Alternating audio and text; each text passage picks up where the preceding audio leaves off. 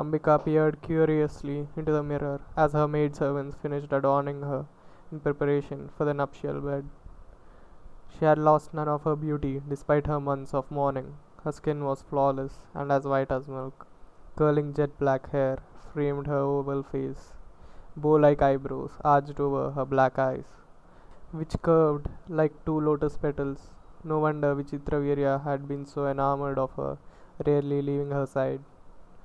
While he was alive, her maidservants had adorned her each evening, just in case her lord had desired to approach her. As Ambika again put on her ornaments and fine dress, her mind drifted sadly back to the days she had spent with her husband. After leaving Lane in the great hero's powerful arms, how strange to now be preparing to meet another man. Ambika barked at the prospect, and she felt herself growing increasingly restless. She dismissed the maidservants as they fussed around her. She needed to be alone to think. When Vichitravirya had died in such an untimely way, she had wanted to ascend her funeral pyre and follow him to the heavens. She could not imagine living without him, but Satyavati, the Queen Mother, had restrained her. She still had a duty to perform. Despite the fact that they had enjoyed so much pleasure together after 7 years of marriage, they had not produced a child. Without leaving an heir, the king was guilty of neglecting a prime duty. How then would he be able to reach the higher regions? Satyavati had convinced Ambika and her co-wife Ambalika to stay and fulfill their husband's duty and thereby secure the welfare of his soul. The scriptures allowed that in times of emergence of a man's elder brother could conceive children in his wife if he was unable. This was such an emergency. Ambika suddenly felt more peaceful. Her union with Bhishma would not be a betrayal of the love she felt for her husband, but a service to him and to the kingdom. She stopped her restless pacing and lay down on the ivory bed in bashful anticipation. Bhishma was a powerful and righteous man. Who better to sire the future king? She should ensure that he felt completely honored by her. There was a knock at the door. Ambika looked up shyly. The door opened and a tall man entered. Ambika's blood turned cold. That this was not Bhishma. There in her bedchamber stood a wizened, ugly, and filthy ascetic. His matted locks hung about his gaunt face, and he stared at her with fierce eyes. His teeth were only slightly less black than his complexion. Around his waist was a soiled loin cloth, his only garment. His hairy body was so encrusted with dirt. Without any delay, he came towards her and sat by her. She instantly recoiled from the foul stench emanating from his body. Who was this person? She knew of no brother-in-law other than Bhishma. She prayed to the gods that she might lose consciousness. For how could she endure this fearful man's touch? As he put his hand on her dress, she closed her eyes, barely able to repress her urge to scream. Within a month, Vyasadeva was called. Once again, he came from his austerities and appeared in a repulsive condition. Satyavati led him to Ambalika's bedchamber, and the sage at once entered. Even though she had been warned by her sister what to expect, the princess was still struck with horror when the grim ascetic approached her. She turned pale with fright, although she kept her eyes open as she conceived. Vyasadeva then said to the horrified princess, "As you have turned pale upon seeing me, so your son shall also be pale. He will therefore be named Pandu, the Pale One." The rishi then left the room. He met his mother outside and she asked about the child.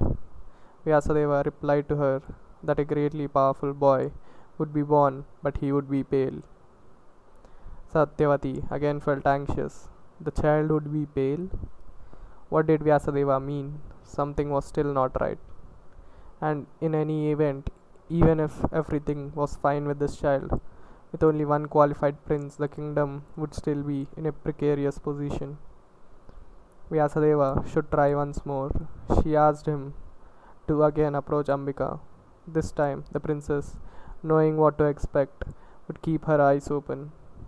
Vyasadeva smiled and replied, "Be it so. I shall return again shortly after she has delivered her first child." In due course of time, Ambika gave birth to a blind child who was named Dhritarashtra.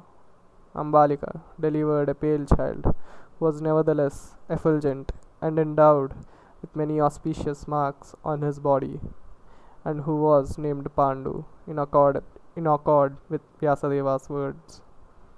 Soon after, the sage came to the palace in order to approach Ambika for a second time. The queen was alarmed at the prospect of meeting again with the terrible looking Rishi. She went to a maidservant who was an intimate friend and asked that she take her place, giving the servant her own ornaments and adorning her with the finest robes. She had her wait in the bedchamber for the sage. Although he knew everything, the Rishi entered the chamber as before. As soon as she saw the exalted sage, the maidservant rose up respectfully. She bowed at his feet and had him sit down comfortably. After gently washing his feet, the girl offered many kinds of delicious foodstuffs. Vyasadeva was pleased. After laying with the girl, he said, "O good natured girl, you shall be a maidservant no longer. Your son from our union will be wise, fortunate, and the foremost of all intelligent men upon this earth." Again, Satyavati was waiting outside the bedchamber. Vyasadeva told her, "The queen deceived me and sent instead her servant. That simple girl received me with all respect. She will therefore bear an auspicious child. O mother, I shall now go and continue my asceticism. I will return when you need me again, but I will not beget any more children." Vyasadeva vanished, leaving Bhishma and Satyavati reflecting on his words.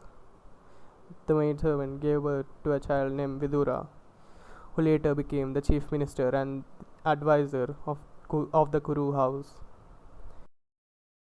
He was raised alongside his two brothers, and the three boys grew up like resplendent gods. Everyone was satisfied that the kingdom was secure.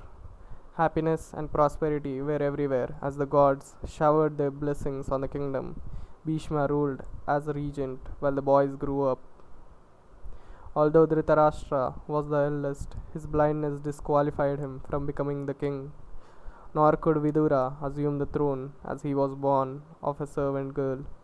But Pandu was a worthy monarch in every way, and when he came of age, he was installed on the Kuru throne. Pandu excelled all men in archery, and he soon became skilled in the Vedic science of leadership and diplomacy. All three brothers were given the best education and were raised with affection by Bhishma. As predicted by Vyasadeva, Dhritarashtra displayed immense bodily strength, and Vidura was naturally wise even from childhood. His devotion to religion and morality could not be matched by anyone. When he reached maturity, even the learned Bhishma would seek his counsel. It was thus that one day Bhishma approached Vidura and said, "O wise one, we should take steps to ensure that our noble line does not again face extinction. The two princes are ready for marriage. I have heard that there are three princesses worthy of being allied to our house. Tell me your thoughts on this, O Vidura." Bhishma said that there was a princess in the Yadu house named Kunti. Another named Gandhari was a daughter of the mountain king Suvala, and a third princess named Madri in Madra. He suggested that two of these girls could be sought for Pandu and the other for Dhritarashtra. Vidura folded his hands and replied, My lord, you are our father, a protector, and preceptor. You should do whatever you feel is proper for the welfare of our dynasty. Bhishma paced up and down his palace chamber. He had heard that Gandhari had received a boon from Shiva, who had said she would have 100 sons. Surely she would make a good wife of for Dhritarashtra, who had also been blessed in a similar way by Vyasadeva. 100 sons from that powerful prince would be a great asset to the kingdom and would ensure the perpetuation of the Kuru dynasty. Bhishma at once arranged for messengers to go to Suvala and ask for the hand of Gandhari. When King Suvala heard Bhishma's request, he was hesitant. How could his daughter marry a blind prince? But Suvala reflected on the possibility. Dhritarashtra belonged to the glorious Kuru house. They had ruled the world for thousands of years. Considering the fame, nobility, and virtue of the Kurus, Suvala assented to the marriage. He had his son Shakuni bring Gandhari to Hastinapura. When the princess heard that she was to marry blind Dhritarashtra, she took a cloth and bound her own eyes, not wanting to be in any way superior to her lord. Shakuni gave away his beautiful sister to Dhritarashtra, along with many gifts sent by Suvala. After being duly respected by Bhishma, he then mounted his golden chariot and returned to his kingdom. Gandhari became immediately devoted to her husband. She pleased him in every way by her attentions. She never even referred to other men in her speech, and her eyes were always covered by the cloth. With Dhritarashtra married, Bhishma turned his mind to Pandu's marriage. He had heard that the Princess Kunti would soon select a husband at a special ceremony known as a Swayamvara. That princess was famous for her beauty and womanly qualifications, and she belonged to the noble Yadu race. Bhishma told Pandu to leave at once for the Swayamvara and try to win Kunti's hand. The king mounted a great dark stallion and rode swiftly to the southern kingdom of Kunti Bhoja, the father of Kunti. Like a proud lion, he strode into the Swayamvara arena. When the many other kings assembled there saw Pandu, broad-chested and with eyes like a furious bull, they considered him to be a second Indra. He outshone all the other monarchs like the sun rising in the morning and obscuring the stars. When Kunti saw the powerful Hastinapura monarch gazing at her, her mind became agitated. Trembling with emotion, she walked slowly towards him and shyly placed the nuptial garland around his neck. Although there were many kings and princes desirous of Kunti's hand, and although a Swayamvara would almost always end up in a fight, the kings abandoned any thought of competing with the mighty Pandu for the princess. Mounting upon their steeds and chariots, they simply returned the way they had come. King Kuntibhoja came down from the royal platform into the arena, his face bright with delight. There could be no better match for his daughter. The king immediately arranged for the wedding ceremony, and he presented Pandu with many gifts of great wealth. After a few days, the couple left for Hastinapura, accompanied by a large retinue bearing many colorful pennants which waved in the breeze. The soldiers beat drums and blew loudly upon their conch shells as they proceeded towards Pandu's capital. Seated with Kunti upon a shining golden chariot and surrounded by Brahmanas offering benedictions, Pandu entered Hastinapura in state. Bhishma was overjoyed to see Pandu married to the gentle and beautiful princess, but he also felt the king needed another queen. Although Gandhari had received the benediction that she would bear 100 sons, Kunti had no such boon. Bhishma wanted to ensure the virtuous monarch was blessed with powerful sons. He went personally to the kingdom of Madra to seek the hand of Madri for Pandu. She was under her brother's King Salya's protection. King Salya received with all honor Bhishma and his retinue of ministers, Brahmins, and rishis. He brought Ganga's son into his palace and offered him a seat of white ivory studded with precious gems. Then the king bathed his feet and offered him arghya. His reception completed, Bhishma said to King Salya, "O king, you should know that I am here to seek a maiden. I have heard that you have an illustrious and chaste sister, and I have chosen her for King Pandu.